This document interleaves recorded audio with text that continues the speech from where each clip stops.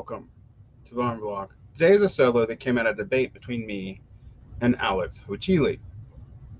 Hochuli read a recent uh, Gallup poll that talked about the rise of social conservatism in America. This should surprise, well, no one, and I'll get into why and the historical trends and my theory to why this is a historical trend. And where the real shift is, too, because the shift is actually quite fascinating. I'm going to quote Alex here. The wokes are getting what they want, a backlash against their excesses that's justifying their untrue claims that society is incorruptibly reactionary. And he's saying this in response to this poll.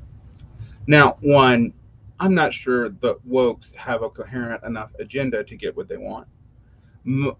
Most of the actual inequality has not been addressed. Most of their relatively superficial claims to radical sloganeering, like abolish the police or abolish borders, have been completely dropped from the discourse. So did they get what they want?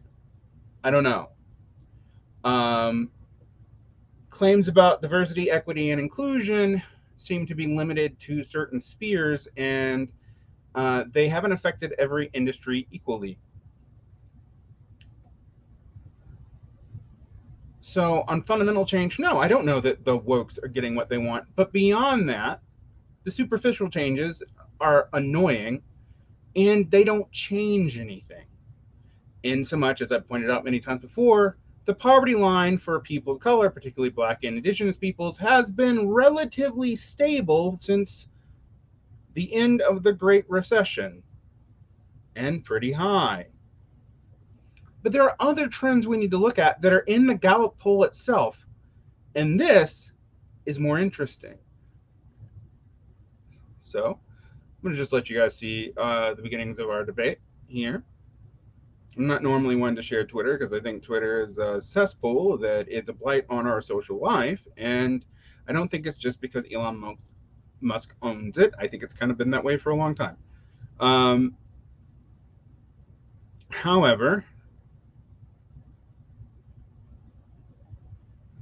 this is Alex's statement. And then my response, yes, except that it's exactly approaching the midterm election of the last Democratic precedent, just like progressivism's popularity heightens in conservative regimes. This is patterns of longer than wokeness. They've been like this my entire life. So let's look at the actual study. All right. And again, I'm going to have to share my screen.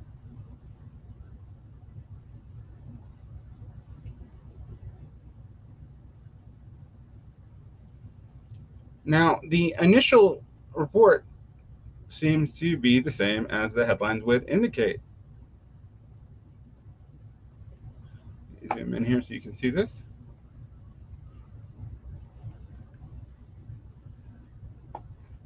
38% say they are conservative on social issues, up 33% from 33% last year. So it's an increase of 5%. It's a high percentage saying they are socially conservative since 2012. 44% say they're economically conservative, also the highest since 2012. Now, this immediately should tell you something. When is 2012?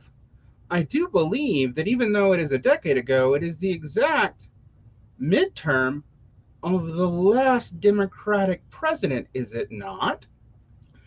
But let's go into the article again. More Americans this year say they are socially conservative on social issues than did in 2022 or 2021, and we've seen a small increase both years. At the same time, the percentage saying their social views are very liberal or liberal has dropped from 20 to 29% from 34% each of the past 2 years, while the portion identifying as moderate remains nearly a third, 31%, although that is down historically, and I'll get to that in a minute. The last time this many Americans said they were socially conservative was in 2012. During this period, when consistently more U.S. adults identified as conservative than liberal on social issues.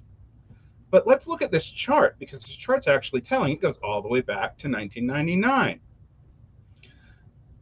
And what we see is, during conservative regimes, the popularity of conservatism drops during liberal regimes, and we can look at the Obama years. Obama is elected at a low point of the popularity of conservatism, and lo and behold, it dramatically increases. We have a major increase in 2009 of the identification of social conservatives within a year to around 41%, higher than it is right now. It declines in 2010, it declines in 2011, but as the midterms heat up and after,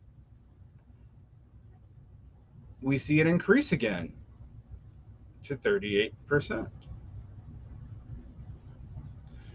Then, as it is clear that the government is controlled by more conservative elements on the state level and in the legislature, what do we see?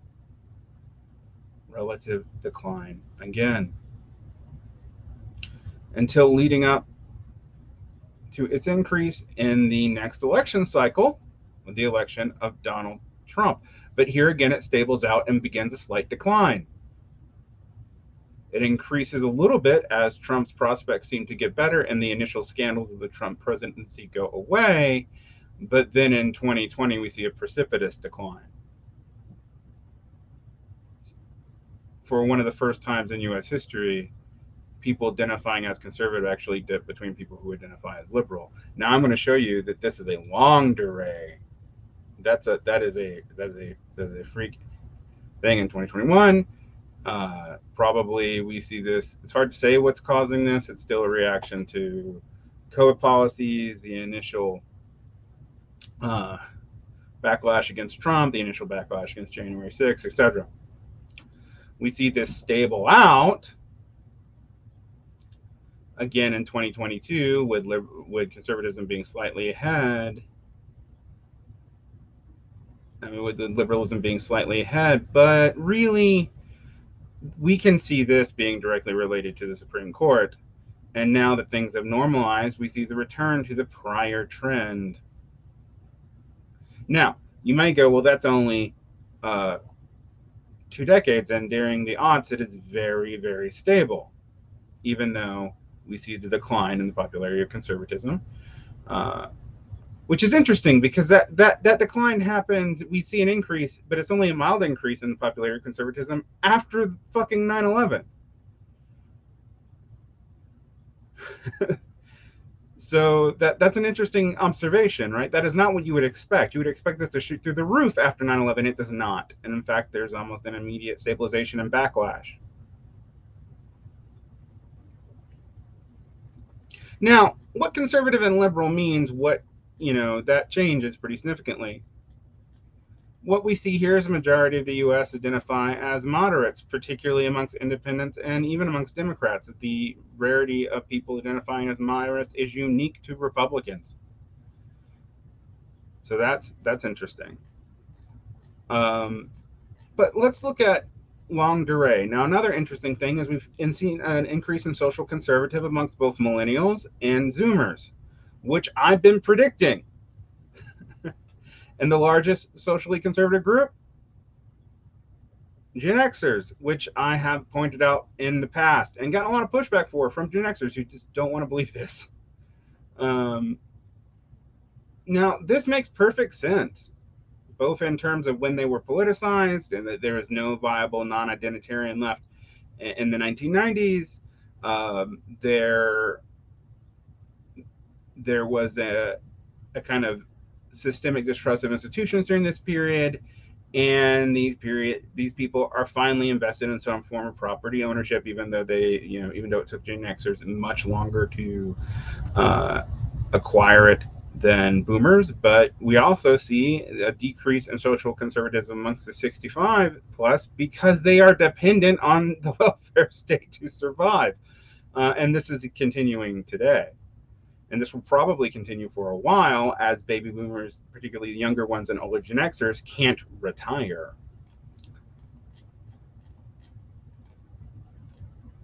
Now, economic conservatism ticking up is probably having to do with the fact that progressivism has no coherent economic policy.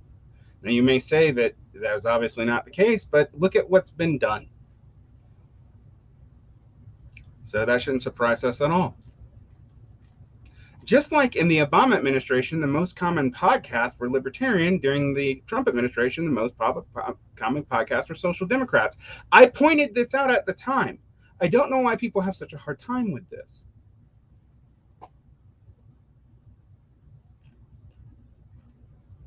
But let's look at an older article that will even make this make more sense.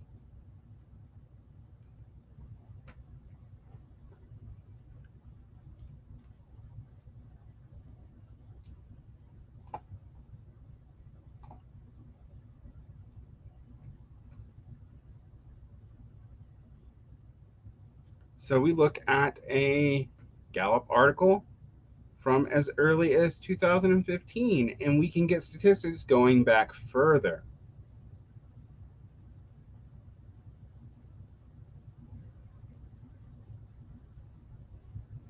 Now, in 2015, we were excited because U.S. liberalism hit a popularity plateau of 24%, meaning that progressive liberals have never been the dominant trend in U.S. politics. But they have been ascending since 2012.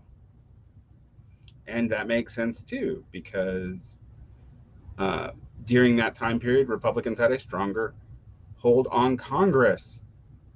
I wonder how that's related. But we see the height of conservatism is actually interesting, and this is different than you would expect. The height of conservatism really hits around 2010, the year that the Democrats get flushed out in the first midterm of the Obama presidency. Now, let's go back to 1992. What we see here, then this is the actual interesting trend to me. Moderates have declined precipitously since the 1990s. Self-identification with moderates has kind of plateaued at a third of the population, but it used to be a fourth. You see this trend kind of stabilize during the Clinton years and then drop precipitously during the Obama years. Whereas liberals, who in 1992 were very much not popular, their popularity increases, but mostly during the period of the domination of Republican Congresses, and then during the Bush administration. They really don't tick up, however, that you see an increase during the end of the Clinton years, and then you see an increase, interestingly, around 9/11. And then you see a slight increase all the way up and through the Bush administration. Then you see it dip immediately during the Obama administration and then pick up again as Republicans started being able to fight back against Democrats. Now, this is just a kind of polarization that we've seen for a long time. Independents have been relatively stable, Republicans are a minority party, and Democrats have been increasing.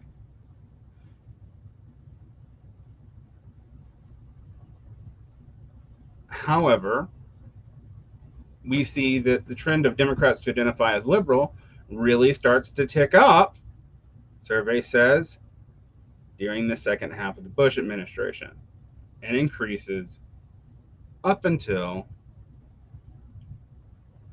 the last 2 years of the Obama administration.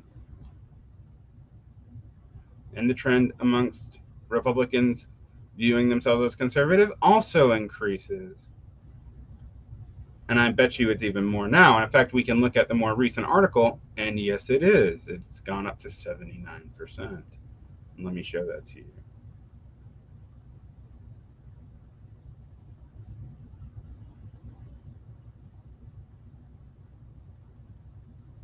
There we go. Now I'll include both these links in the show notes for you so you can check this out for yourself. Now, if you have even longer durée studies, and I'm using the work of Christopher Lasch here, of course I would, right? I think I like Christopher Lasch. we see that these trends probably go back to the 1970s and the end of Fordism. Like this tendency to be in opposition to whatever party is in power and is seen as having the most power, and social trends being reflective of that, tends to be the way politics goes under the periodization of neoliberalism and in the end of the administrative state, to use Michael Sandel's classification. Why is this?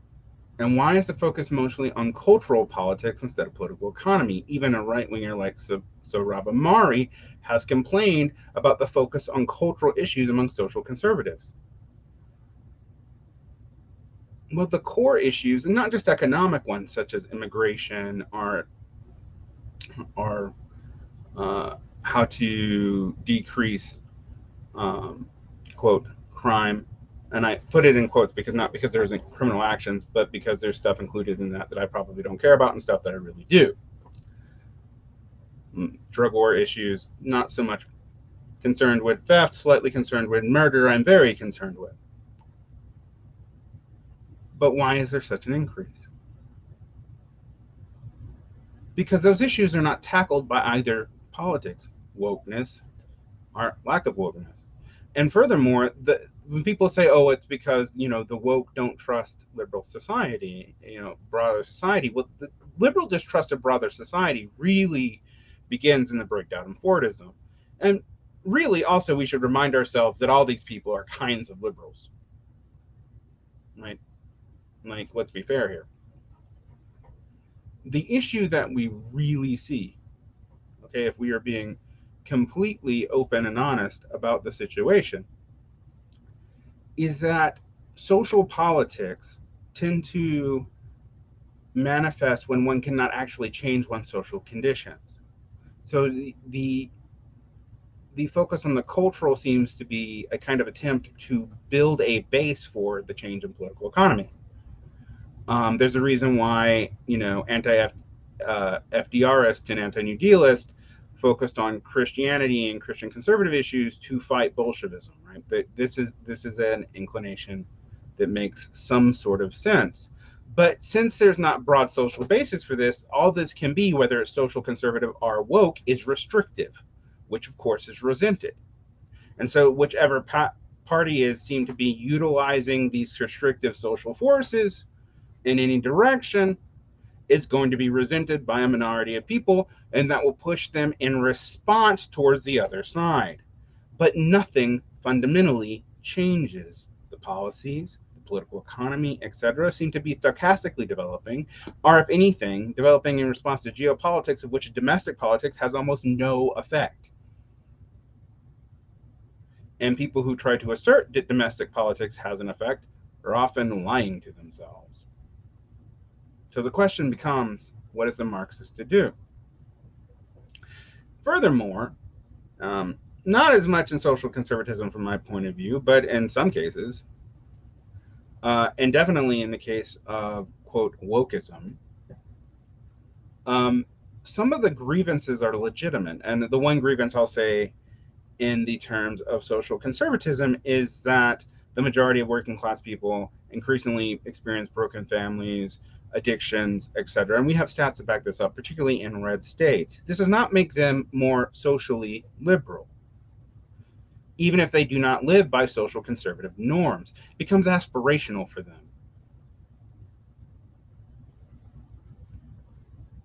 But conversely,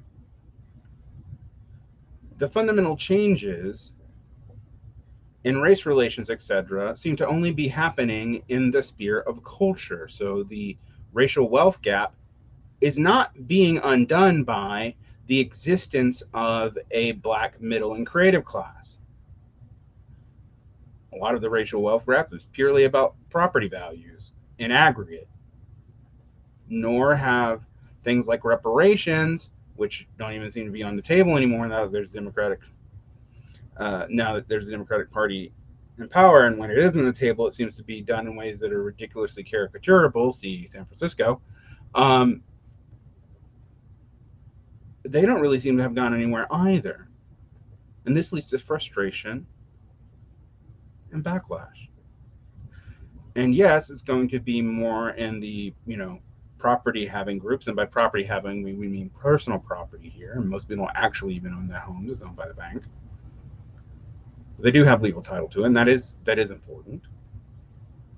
But also because these social reforms, whether socially conservative or liberal, progressive, don't really seem to achieve much, do they?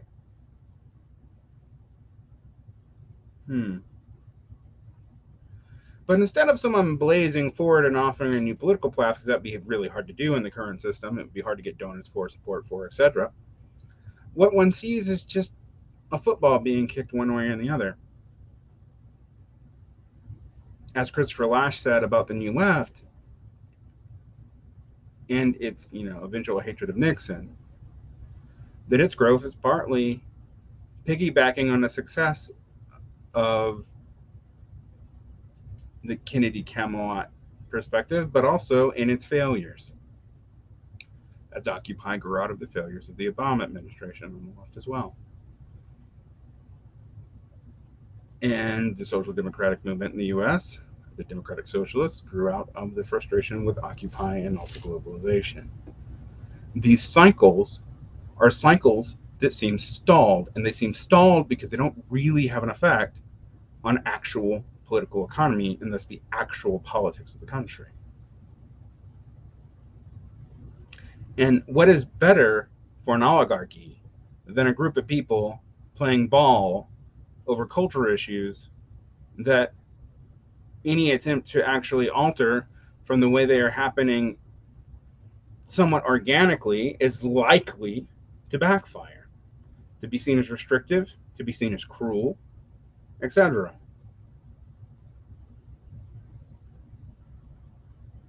I promise you that if we got a President DeSantis, I highly doubt we'd see the increase of popularity of social conservatism. And the question is then, is it wokeness or is it some other tendency? I don't talk about wokeness, not because I can't define it, it's a family of resemblances that are understandable, but because I see a lot of it as epiphenomenal. I used to use the Black Lives Matter as proof of this, and I used to even quote Pat Buchanan. A movement that can achieve power moves into business and becomes a grift. And in two different cycles, one under Obama and one under Trump, we saw explosions and paroxysms of reaction over police violence, systemic poverty. It even included a lot of class elements that were larger than just, colorized people. But they start in the inner economically devastated cities of the upper Midwest and end in the coastal economically secure cities like Seattle and California. But we also see that it has an effect on the cultural industry, but that the poverty rate doesn't really change. The effects are superficial. And people are right to link this to HR. It's the HR manager's dream. You can pretend to change something and not change anything at all, and prevent lawsuits to boot, and assert your restrictive power. Now, the anti-wokeists aren't wrong about that. But what becomes immediately clear, and this is clear in the case of Florida, is the assertion, the counter assertion is, and when people like, oh, it's not elites, it's elites, motherfuckers. Don't lie to yourself. It's a different elite. Ron DeSantis is a product of the same kinds of education that the quote liberals are.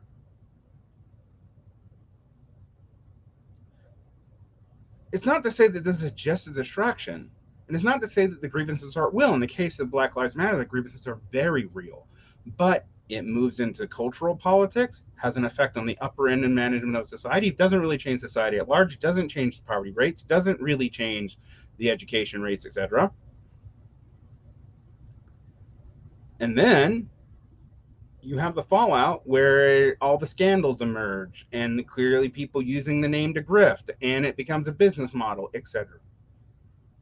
And we've seen this with conservatives too. These trends are not unique to the left. And anyone who says it's just the left has only dealt with the left, whatever the fuck that means. And that's also increasingly a floating signifier. So we should expect social conservatism to be under rise under Biden. That's what it's been like since the 1990s. That's what it seems to have been like going all the way back to the Carter administration. And in many ways, this decade seems to rhyme with the 70s as a period of epochal change, at least within capital, and both in the area of geopolitics, which the 70s very much was. The end of Fordism, the end of the Bretton Woods consensus, the end of the post-World War II administrative states, international cooperations, and the creation and solidification, particularly after 1992, of a transatlantic quasi-superstate. I say quasi; it's not really a state, but it was an administration that we see breaking up now. But to me, that's neither progressive or regressive. It's just a thing. Saying it's good or bad is like talking about rain. It'll be good in some contexts and not others.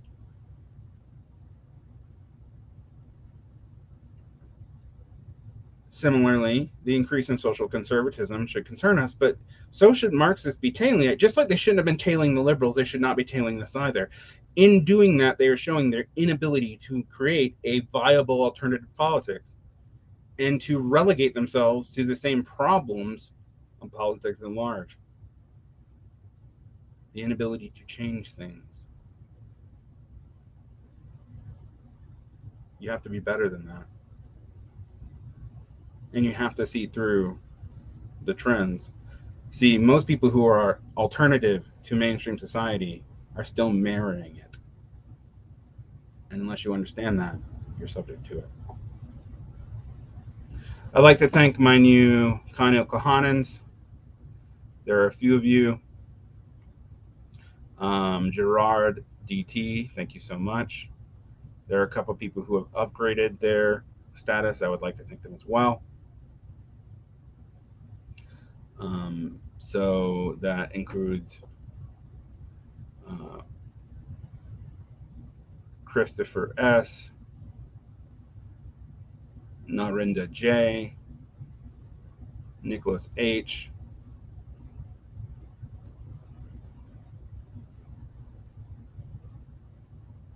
Alas Perioric, Jakob C., John G., Sif, Joe P., Madison K., Longbeard, The Virtual Jonathan, Zach, Joss H., James F., Philip R., Jonah H., Joseph M., Ben W., Joshua B., 4906, MK, XOXO Andra, Lincoln H., Evan W., Bella Lugosi is red, Nance, Kelly I., Tunguska Event, B. Albini, Ben W., Dan H., Zachary H.,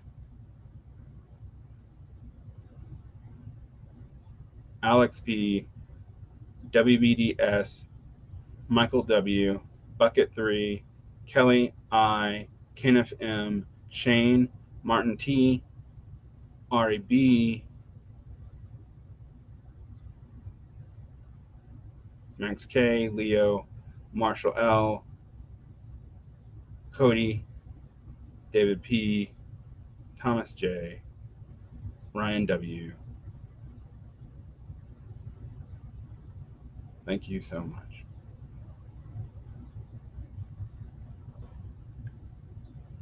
And with that, we're out.